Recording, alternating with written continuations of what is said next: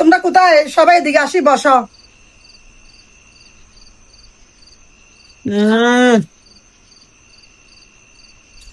দেখি তো কি হইছে।